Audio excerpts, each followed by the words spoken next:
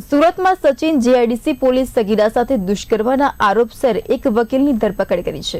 પોલીસના જણાવ્યા મુજબ ડિંડોલી વિસ્તારમાં રહેતા આરોપી પ્રણયરાજ રણવીર પર પોતાના અસીલની સગીરાને નોકરીની લાલચ આપી બગાડી જઈ તેના પર દુષ્કર્મ આચર્યાનો આરોપ છે।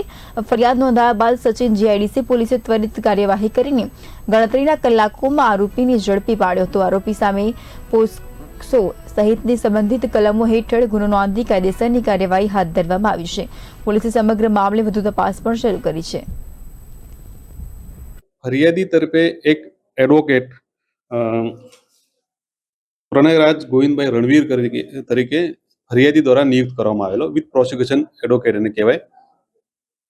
એ એડવોકેટનો 12/7/2026 રોજ ફરિયાદી ઉપર ફોન આવે છે અને જણાવે છે કે ભાઈ તારી જે સગીર વયની છોકરી છે એને મારા ઘરે કામ પર રાખવી છે, સારો પગાર આપીશ અને તું કામ પર નહીં મોકલે તો તારા કેસમાં પણ હું નુકસાન કરી શકીશ તેવી એક રીતે ભરોસામાં પણ લે છે ને એક રીતે ધમકીઓ પણ આપે છે। એમ કરીને ફરિયાદી પાસે સગીર વયની દીકરીને પોતાની સાથે લઈ જઈને એનો જે ઘર છે ડિંડોલી એરિયામાં ત્યાં લઈ જાય છે। ત્યાં આ સગીર વયની દીકરી સાથે બળજબરીથી બળાત્કાર કરે છે, વિડીયો ઉતારે છે। એ બાબતની ફરિયાદ આપતા આ મામલાની ગંભીરતા જોઈ સચિન જીઆઈડીસી પોલીસે તુરંત હરકતમાં આવે છે અને આરોપીની ફરિયાદ નોંધી આરોપીની તુરંત ધરપકડ કરવામાં આવેલી છે।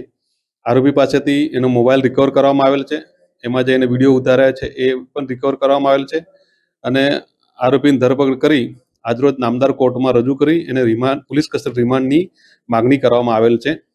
આરોપીનું નામ શું છે અને શું કરતા હતા અને કેવી રીતે આ લોકો સંપર્કમાં આવ્યા? આરોપીનું નામ પ્રણયરાજ ગોવિંદભાઈ રણવીર, એ મૂળ રણુજા તાલુકો ધોળકા જિલ્લો અમદાવાદનો વતની છે અને અહીંયા મકાન નંબર 42 વેદાંત વિલા ઉમિયા ચોક ડિંડોલી ખાતે રહેતો